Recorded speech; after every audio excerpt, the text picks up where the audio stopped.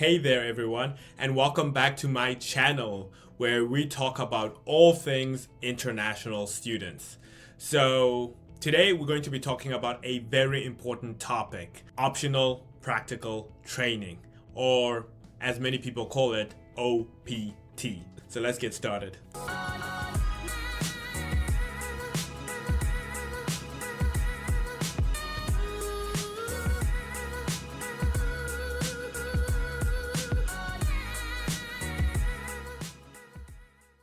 So first off, what exactly is OPT? Well, OPT is a temporary work authorization that's granted by the US government to international students. So basically, it's a way for you to work legally in America as an international student. Now, there's two types of OPT. The first one is called pre-completion OPT, and the second one is called post-completion OPT. Now, the pre-completion OPT is basically allowing you to work before you finish your studies. But I'll be honest with you, I haven't seen many people get this one. In fact, in all of my years studying in America, I've not had one friend who actually got a pre-completion OPT. So I don't think it's very feasible for most people to get this type of OPT. The most common type of OPT that most people get is the post-completion OPT. So basically, it's the OPT that you get after you graduate. So because post-completion OPT is the most common, that's what I'm going to focus on in this video. Now, when it comes to post-completion OPT, it's actually a 12-month work authorization.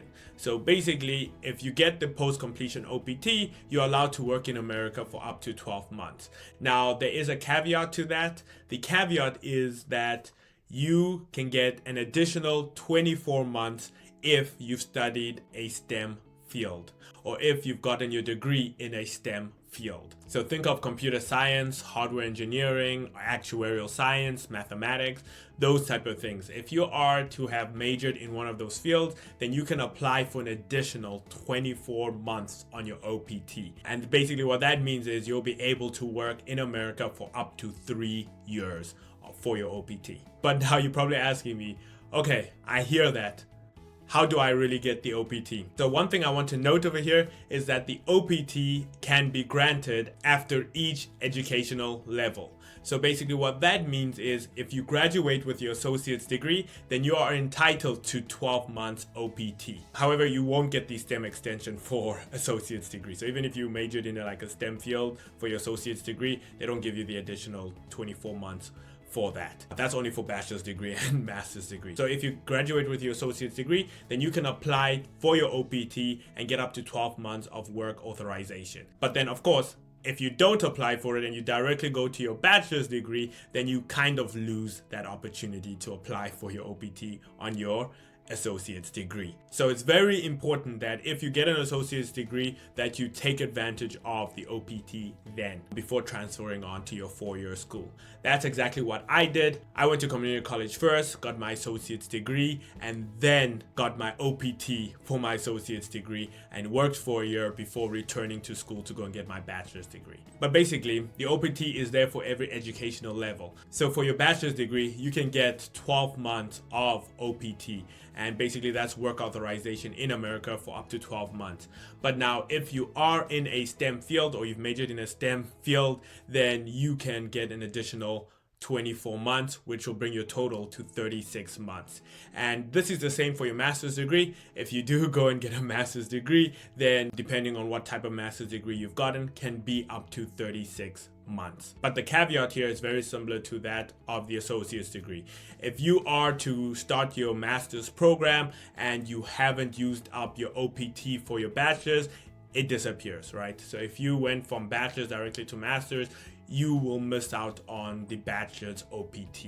So you won't be able to do that. So from master's to doctorate is kind of the same thing. So this is a very valuable tool for international students to use. OPT will allow you to work in the United States. So having said that, what's the criteria and who's eligible for it? Now, the eligibility for OPT is as follows. You have to be a valid F1 student, which makes sense. You have to be an international student. Then the second thing is you must have been studying in the United States full-time for at least one academic year. So at least for 1 year, you must have been studying in the United States of America. And then the third thing, and this is probably the most important, you must be working in a field related to your major. So if you get a computer science degree, for instance, you cannot go and now work as a barista, right? It's not exactly how it works. You need to be working in a profession that is closely related to your field of study. So now we understand who can apply for it. What's the trickiest thing about the OPT? Now, one of the most important things about the OPT is the timeline. In fact, I feel like it's one of the trickiest parts. So let's actually take a look at the rundown. So the earliest that you can apply for your post-completion OPT is actually 90 days before your graduation date. So 90 days before you graduate, you can actually apply for your OPT. Now, the latest you can apply for your OPT is actually 60 days after your graduation. So if you apply on the 61st day after you've graduated, you will be ineligible to get that OPT. And basically, you have to make sure that the USCIS gets your application within those 60 days. So what I tell everyone that I meet is that they should apply as early as possible, because it is going to take time for the government to actually process your application. And if you are missing some documents or you filled in the form incorrectly, then you have ample time to correct that, right? So apply when you get to those 90 days before your graduation, apply. And that will be the best way for you to ensure that you can get that OPT. Now let's actually move to another thing that's very closely related to this, the rules around OPT. So as I said, you should be applying as soon as possible. There's other rules when it comes to OPT. So the first rule is the job that you get must be related to your major. So whatever position you take, whether it's full-time, part-time, paid, or unpaid, it has to tie back to what you studied. This is absolutely important. As I said before, if you get a bachelor's in computer science, you cannot be a barista. The second thing is you need to keep track of your unemployment. So you only get 90 days of unemployment during your initial OPT. And if you get the STEM extension, then it's 150 days. Now, what does that mean? It means that if during your 12 months you have been unemployed for 91 days, then you are no longer eligible for OPT. So they can rescind your OPT and you'll have to leave the country, right? You'll be no longer having valid work authorization. Now for STEM extension, you do have that additional 60 days. For 150 days, you can be unemployed. But then if you are unemployed for 151 days during those 3 years, then you are no longer eligible to work in the United States of America. Now the third thing is that you have to work for at least 20 hours per week. Now, the great thing about OPT is that it doesn't have to be a paid position, right? You can be a volunteer and that still counts as OPT. But even if you are a volunteer, you have to still work for 20 hours a week at minimum. That is the rule. If you're not working for that many hours, then you are violating your OPT agreement, and therefore they can rescind your OPT and you'll have to leave the country. Now, the fourth rule that you need to know is that you need to be updating your DSO office or the USCIS every time you move. So if you are to move within 10 days, you have to give an update to your DSO office or the USCIS. So those are the rules to remember when it comes to the OPT. Make sure that you remember those. They are super important. The most difficult one is the unemployment. A lot of students are suffering when it comes to unemployment, but remember, you can always volunteer. So if you are having trouble finding a job as an international student and you are on OPT and you're very scared that you're going to violate this 90-day grace period that they give you, then always consider volunteering at an organization and not getting paid for that. As long as you do that, then you'll still be able to work in America. And as you are volunteering, you can actually find a full-time position that pays. So the next thing I want to talk about is how you can apply for your OPT. So the process is that you get an OPT recommendation from your DSO. And this is basically your designated school official. And they'll update your CV's record and issue you a new I-20. So you have to be issued a new I-20 in order to be able to apply for OPT. The second step from there is you're going to be filling out form I-765.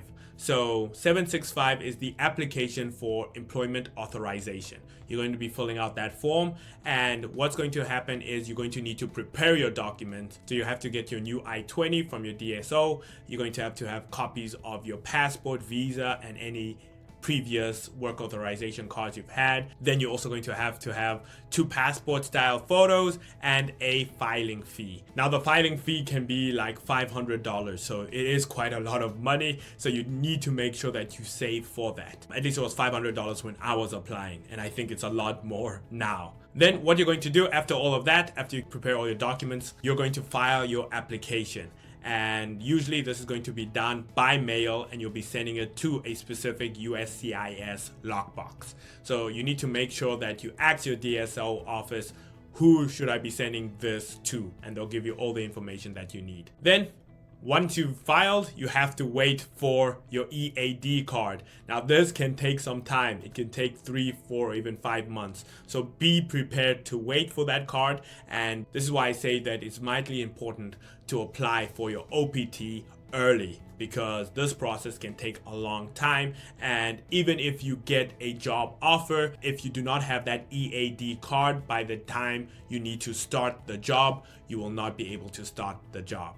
If the start date's on the 1st of July and your EAD card doesn't come until the 25th of July, you cannot start working on the 1st of July, even though you know you're approved for your EAD card or anything like that. You'd have to wait until the 25th of July. And usually employers will not like that, and they'll rescind your offer. So be very mindful of applying early, as it will only benefit you. So wrapping everything up, my piece of advice for you is make sure that you apply for your OPT after each educational level. So if you get your associate's degree, apply for your OPT and go and get it and use your OPT before moving on to your bachelor's degree and before moving on to your master's and your PhD, if that's where you want to go. Make sure that after each educational level, you apply for your OPT. This comes down to, again, it's very challenging as an international student to get a job in America. And it's because you're going to be having to answer this question, will you now or in the future require sponsorship? And a lot of companies will eliminate you if you say, yes, I'm an international student and I require sponsorship. Now, I actually made a video about that, and I'm going to put the link somewhere here so that you can go and watch that. But definitely think about applying for your OPT after each educational level, as that'll give you the experience needed for you to be able to find a really great job by the time you graduate with your bachelor's or master's. The other piece of advice that I have is make sure you are in constant communication with your DSO. You need to make sure that you speak with the people in your international student's office to ensure that you follow all the rules and regulations. It's going to prevent you from having any issues with USCIS. I hope this was informative and it gives you a better picture of how you can study in America. So definitely, if you like the video, like and subscribe, and even leave a comment below, and I'll try and answer whatever comments come down below. But having said that, thank you so much for watching, and I'll be seeing you in the next video.